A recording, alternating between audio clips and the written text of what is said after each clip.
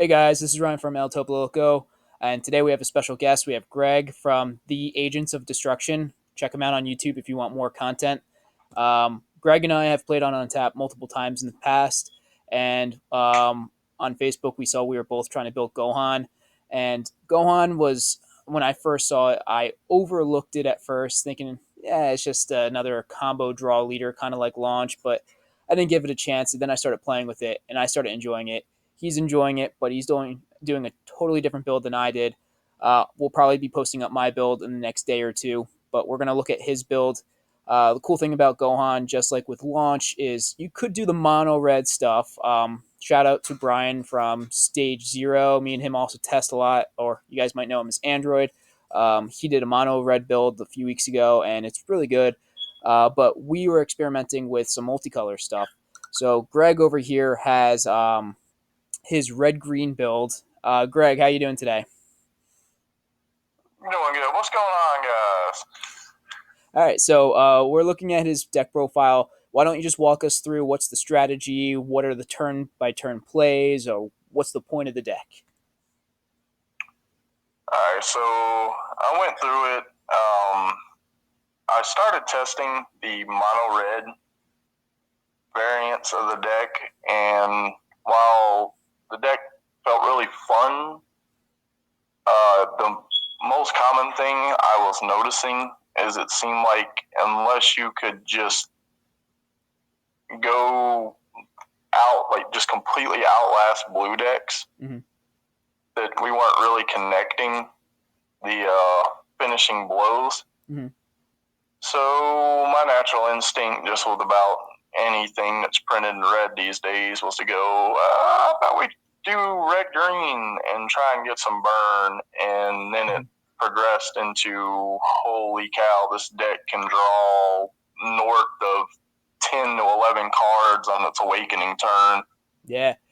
On its awakening turn, you do want to make sure you do it right where not only do you draw on the front side, then you awaken, and then you want to combo again to get an additional draw. So you're drawing a lot, not just from the awaken effect, but from the draw effect from both sides as well. Yeah, there was one game, as I got the 3, I had the Piccolo Junior Unison on the board and the 1-drop. I swung with the leader, comboed a 20k, drew in the 2, comboed the Android 18 combo piece, drew in another card. You get the Piccolo draw, so you're already filtering basically 4 or 5 extra cards at this point. You flip your lead, you get another draw, so you're at 6. Super combo, draw 2. So now you're looking at 8. Then I got the Alliance burn. I got the Alliance burn off the Piccolo Junior, the actual battle card. So now, I mean, we're sitting there on a flip turn and have drawn a fresh 10 cards and did it almost negging absolutely 0 out of our hand. Yeah. And of course, you're also burning damage. You're putting that pressure on the whole time with all those swings or all those comboed power swings. The nice thing about Gohan over Launch is that you are a base 10 or a base 15, unlike Launch was a base 5 or 10. So not only is it easier to combo out of things, but you could also apply a little bit more pressure with that leader. And then, and since you're almost always comboing, whether with the leader or another card, usually that 15k power is going to become at least a 20 or a 25, and then you're not losing cards in hand. Yeah, the other thing is that you also get access to King Vegeta's imposing presence with this man, which makes life so much easier. Yeah, tapping out is no big deal. All right, so not when you hold 14 cards in your hand consistently. Yeah, discarding 1. Yeah, it doesn't even feel like you have any dead cards because of just toss them out with that card, and then you got basically a reverse Sensu Bean for the turn.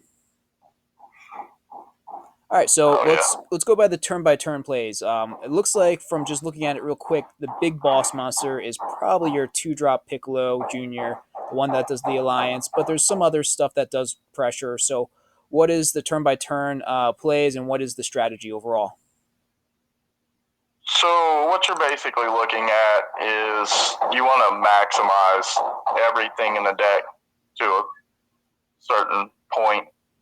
You have like turn one, you want to charge red and get Ultimate Essence online. That's the one drop that allows you to search the top 5 for a U7 or a 2-drop red unison.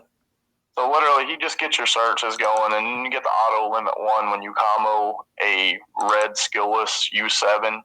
You basically plus off of it instead of cycling. Mm-hmm. He's literally the reason the deck works. Like this deck could almost be probably most considered similar to Broly Surge. Mm-hmm. But instead of just consistently filtering, like Chi-Chi made Broly Surge a better deck because it actually plussed on the combo. Yeah, that's true. Turn 2, you can do some very slight changes to improve your green consistency on the build I did. Mm-hmm. Because you can put like a Piccolo the Cunning, which was like the burst, or it allowed you to play the 4-drop barrier Piccolo that popped stuff and drew a card. Yep. So you can actually use it to consistently pull for a green draw. We went back to the old consistent Kami Urgent Aid now as a green source, and we have a Helping Blast in here. If they don't clear your 1-drop, mm-hmm. You either you play for the Unison on 2, or you play Piccolo Junior. Mm-hmm. Most matchups with the red-green variant, I feel the Piccolo Junior is probably more efficient. You're talking about the battle card version, right? Not the Unison? Yeah, Eradicator of Peace. Okay. Sorry, not Descendant of the King. The other thing is if we don't, or if we need to charge a Helping Blast, we also run King Vegeta, the insubordinate. He was in the Evo box. Okay. He's a free arrival for red-green. Which is pretty cool. Yeah, unique. When he comes in, he can minuses one of your opponent's battle cards 5k, like if they're playing Dark Power Black Mass Saiyan. I don't know who does that anymore, actually, but like even in the mirror match, you can arrival out this King Vegeta and just burn the 1-drop off the board. Mm-hmm. But he also has what can set up some more efficient things on your turn 3. He has a swap 3. Mm-hmm. If your opponent has 3 or more energy, you can swap him into a 3-drop Vegeta lineage, which was Super Saiyan God to the next level. Which I thought was weird at first when I saw this. I was like, he doesn't run any Young Invaders, but looking at Arrival play into this, I mean, that does seem to go off pretty easily then. Yeah, because your turn 3, you can basically play the Piccolo Junior Unison. Mm-hmm. Make sure you get your flip, and if the King Vegeta's left on the board, which people won't necessarily see as a huge target or not aware, not only can you flip, but you can use Vegeta, and when you play him, y'all know the routine, you can search the top 5 for any red Saiyan with a 5 cost or less. So he basically scries all your super combos. He can literally grab any like of your quote unquote boss monsters in the deck, like SS3 Gohan, because he's not limited to mono red. Yeah. He can scry anything as long as it's 5-drop. So you can grab Gohans, go like any of the rival Saiyan cards, or in this deck in particular, we're running the 5-drop Vegeta boss monster, which he might not be absolutely the best, but this deck, generally by the time you get him or Gohan on the board, your opponent's going to be at 1 or 2 life. So getting one of these cards online generally ends up being the best finisher, because if you can slap Vegeta on top of an imposing presence on your opponent, there's no way they're killing you with the raw draw power of this deck. Like, you just pretty much win at that point. Now, 2 questions, things that you mentioned before. One, you mentioned about the 3-drop Piccolo, I believe, that was green. If I'm not mistaken, he's also a U7 card, right? Yeah, and so he's literally in there basically because you took him out. Actually can't search him, but you did. I do want to mention that he does have the Warrior of Universe 7, so that's like an overlooked tag on this leader, and basically it's saying all your Universe 7 cards have no specified costs. So, I mean, a lot of cards you are running in here are not necessarily Universe 7, like the Piccolo Jr. or even the Vegeta. But most cards you could ignore their color costs, so that could kind of help with your charging. But that does not affect cards that have a cost effect. So the 5-drop Vegeta has a 3 red. You do have to pay 3 red for this no matter what. But it just makes some charging a little bit easier in some instances.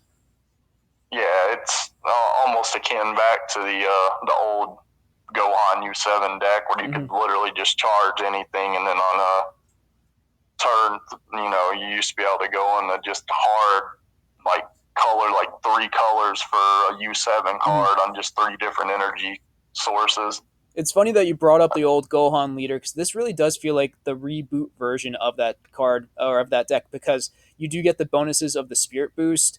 And I'm not sure about your build, but at least in my build, Spirit Boost seems like an effect that it's just okay at times. But this is one of those decks that the Spirit Boost actually shines. In your version, do you find yourself using the Spirit Boost a lot, or do you think it's just an extra thing that you can pull off if you want? So the other thing is, like, I've used the Spirit Boost just to kind of push free combo power. Mm-hmm. If y'all aren't aware with the Gohan, you Spirit Boost 1 whenever you combo with a U7 skillless, and it basically turns it into an 11k combo. Which is nice on defense, especially. Yeah, and the other thing, like, this Gohan, like, as bad as it hurts to actually get unisons cleared, which I don't like. If I'm playing this leader and you clear my unison, I just free play my 20k out, which basically just guarantees me a free like +2. Mm-hmm. So it's not the worst thing in the world. Mm-hmm. I could definitely, if I was playing mono red, I would definitely play the Vegeta in the starter deck that comes out for free when you Spirit Boost. Mm-hmm. That's a 15k crit. However, everybody be aware, he is a 10k combo cost for a 15k base card that just has crit. True. So since I'm already playing red-green, I did not want to have another 10k in my hand when it did get to that time of the game. Yeah, it looks like you already have about 11-ish 10k one-cost combos, and then you also have to include unisons and extra cards. So yeah, I could see why you don't want to include any more than that. All right. I'm sorry. What were you saying? I definitely could see some other things. I think I pretty much covered everything on my list. If you want to go over sideboard real quick or stuff that I'd look at or consider.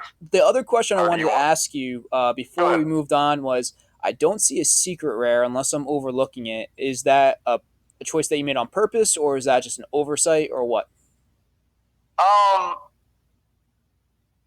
It's usually when I test decks out, I generally tend to forget some kind of key or linchpin somewhere. Like, there will literally be times when I will take a deck into testing and go, I did not put super combos in here.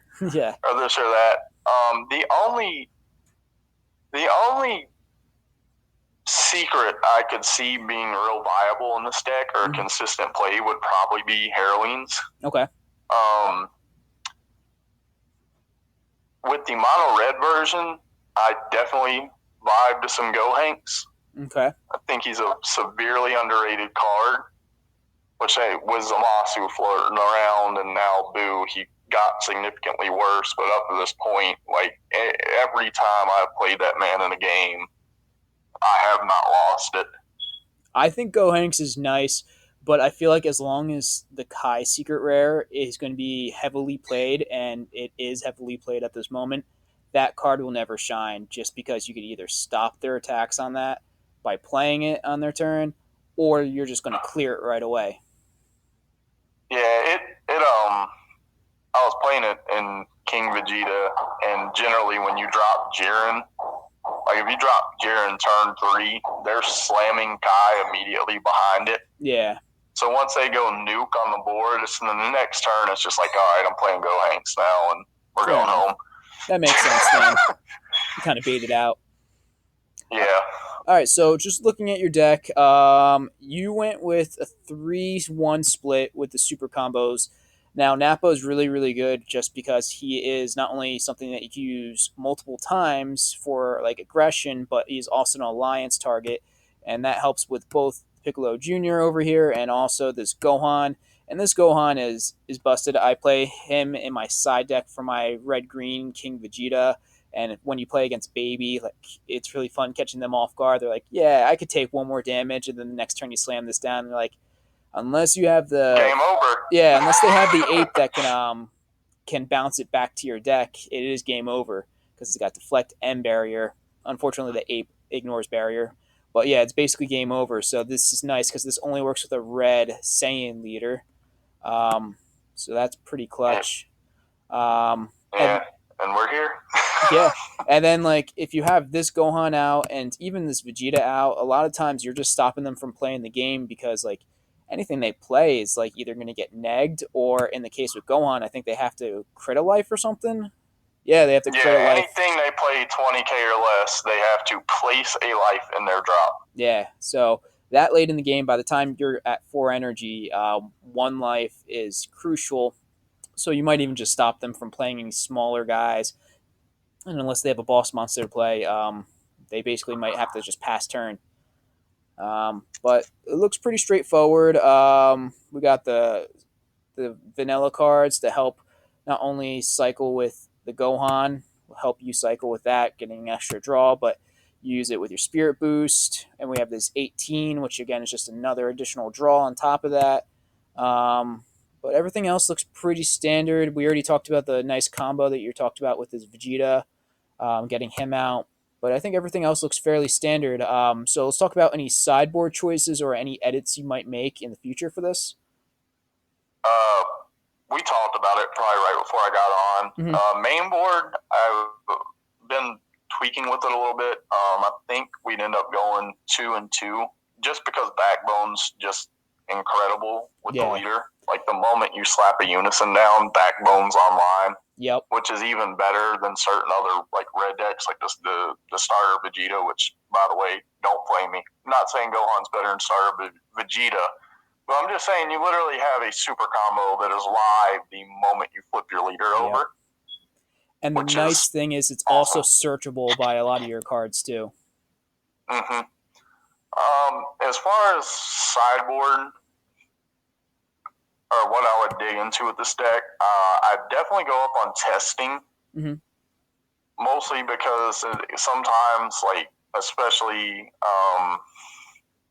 when you run into stuff like Zeno Gogeta and other hyper aggressive decks, like it's nice to just have extra blockers. Violet Rays. Dark Broly's still a thing.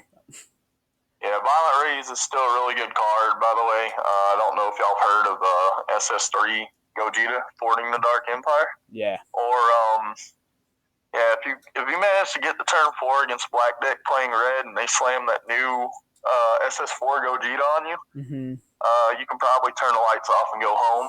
That card is absolutely brutal. Yeah. Like if they swing with anything on turn 4 and you can Violet Rays, it might be the only thing that saves your rear end. Yeah. That being said, I would probably side in some Bell mods just for removal of that card as well. Yeah, it depends on what they do, because the other thing is like once he's in rest mode, he can't be removed by your skills. Like, yeah, they take the blocker offline, but yeah, like if he's rested, you literally have to swing over him to kill him. Yeah, but if you violent raise it into a Bell mod the next turn. I've done it before. Yeah. Depending on your red or green sources, you could probably look at Topo or the new green Topo, the Boo. I would almost always go with Topo just because he's a bigger body. Now, I get the fact that the green one could probably be considered safer because you don't have to pitch till after he lands on the ground. Is that leader dependent? I thought it was like a green leader only for the Boo. I could be wrong. I don't believe so. I mean, even if I'm talking through it, like it might just be because of the fact I literally tested this and Vidal at the same time. Okay. I know you can definitely run both of those in her. Okay. As far as the one thing you mentioned earlier before I started the recording was Bardock the Progenitor, I think it was called. Oh, the Resolute. The Resolute, the that's one what that just it is. got limited. Yes. When your opponent activates a counter, you can restand him. He's definitely worth to add in here. Mm-hmm. Just because you will get sparking negated quite frequently in this deck, especially if your turns go off. So remember that triggers him, as well as the burn effect off your Piccolo Jr. battle card. Yep. And the crits too. So yeah, I mean any of that stuff. Like if you get Super Saiyan God Vegeta the next level off, he'll pop it as well. Mm-hmm. Got those. It's like you said. If I was looking at sideboard text, another really good card. By the way, everybody, I went ahead and bought my foils, so I don't care if the market goes boom now. Fairweather Fiend, the U7 Frieza. Oh, yeah. Combos for 2. I was playing that in my King Piccolo. If you were having problems with Aegis decks, that man just literally craps on the strategy. I mean, Bojack's a more relevant thing, which you got to watch out for now, but yeah, that man's amazing. And it ignores Gohan barrier here, too. We draw when we combo with him because he's a U7. Yep. He's a double striker for 2. It's not the worst thing in the world.